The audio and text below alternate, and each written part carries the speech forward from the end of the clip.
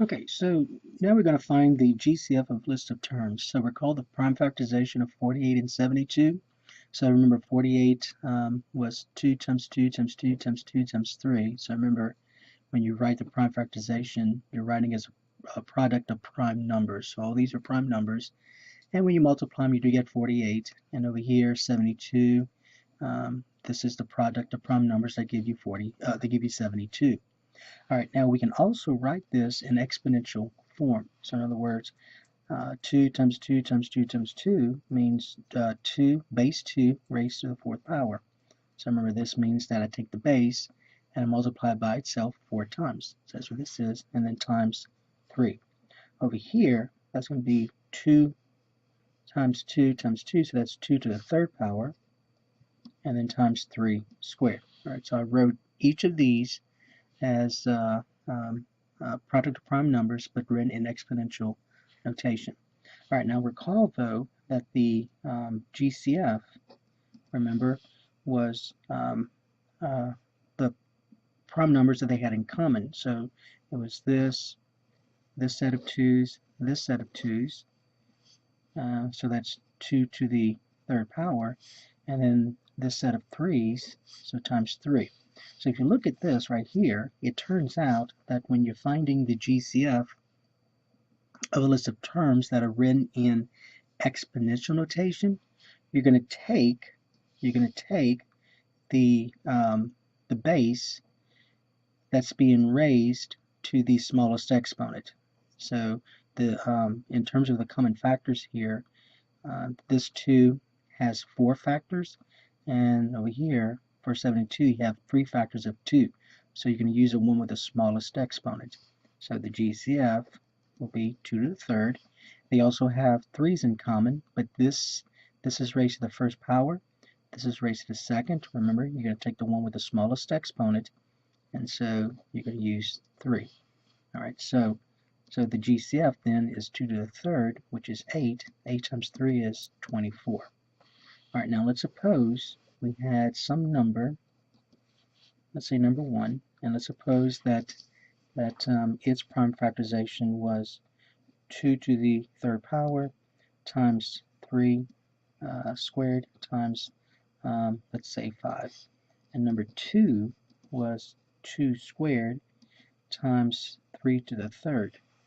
All right, so again, you got to look to see what bases they have in common. So they have this in common, and they have this in common in terms of bases. There, you can't circle the 5 because there's no 5 here. But remember, you're going to take the one with the smallest exponent. So the GCF here will be 2 squared, and over here it will be times 3 squared. Oops, that's 2 squared times 3 squared. So that's 4 times 9, which would be 36. So whatever this number 1 was, whatever this number 2 was, and you multiply it out, you can figure out that number. But the GCF would be 36. 4 times 9 is 36. All right, so that's how you're going to find the GCF of a list of terms. So if you look at this example, find the GCF. So let's suppose we had z to the 7th, z to the 9th, and z to the 11th. Okay, so remember, these terms, they all have z's. Remember the GCF of all of these, so this has 7 factors of z's, this has 9 factors of z's, this has 11 factors of z's. You're going to take the one with the smallest exponent. So the GCF would be z to the 7th. All right, so let's look at this one. Suppose we had x, that's an x, to the 10th, y squared, x, y squared, and x cubed, y cubed. All right, so now we have 2 variables here. First of all, make sure that when you find the GCF, the variables are in all of them. So I have an x here, an x here, and x here. So that means I'm going to have, in my GCF, I'm going to have a base x, and I got to determine the exponent. This is 10, this is 1, this is 3, so I'm going to use 1. Use this one here. So for y, there's a y in all of them, so I'm going to need a y in my GCF. This is 2, this is 2, and this is 3. So the smallest exponent of 2, 2, and 3 is 2. So there's your GCF. Okay, so number 3, suppose we had negative 10 x squared 15 x cubed. Alright, so now we have some coefficients other than 1s. These coefficients here are 1s. Here this is a negative 10, this is a 15. Unless you're told otherwise, always make sure the GCF, the coefficient, is positive. So the GCF, so in terms of negative 10 and 15, the greatest common factor of negative 10 and 15 is 5. So 5 is the largest number that goes into 10 and 15 evenly. Now for x, there's an x in all of them, so I'm going to need an x. I'm going to take the one with the smallest exponent, so I'm going to take 2 factors of x. So there's your GCF of that one.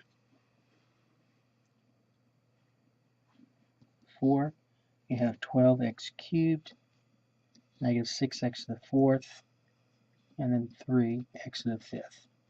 So look at your coefficients first. This is 12, this is negative 6, this is 3. The GCF of those 3 numbers is 3. Remember, unless otherwise told, always take out the GCF with a positive coefficient. There are x's in all of them, so I'm going to need an x. This is 3, 4, and 5, so I'm going to need 3. There's your GCF. Alright, let's look at another one. Alright, number 4. Suppose you had negative 18 x squared y 9x cubed y cubed, and then 36x cubed y. Alright, so in terms of your coefficients, negative 18, 9, and 36, the GCF is 9. I have x's in all of these terms, so I'm getting an x. This is 2, this is 3, this is 3, so I'm going to need 2 of them. It's always the one with the smallest exponent. I have y's in all of them, so I'm going to need factors of y. This is 1, 3, 1, so I'm going to need 1. So there's your GCF. Number 5, you have 20 a to the 6, oops, a to the 6, b squared, c to the 8th, 50 a to the 7th, b. Alright, so 20, that's a to the 6th, b squared, c to the 8th, 50 a to the 7th, b. Alright, first of all, always look for your GCF of the coefficients. So 20 and 50, GCF of 20 and 50 is 10. I have a's in all of them, so I'm going to need an a. This has 6 factors of a. This has 7 factors of a, so I'm going to need 6. Here we have b's in all of them, so I'm going to need some factors of b's. So this has 2 factors of b. This has 1, so I'm going to need 1 factor. And over here, I have a c here, but no c here, so I'm not going to put any c's in the GCF. So there's your GCF. Alright, so that should take care of how to find the GCF of a list of terms.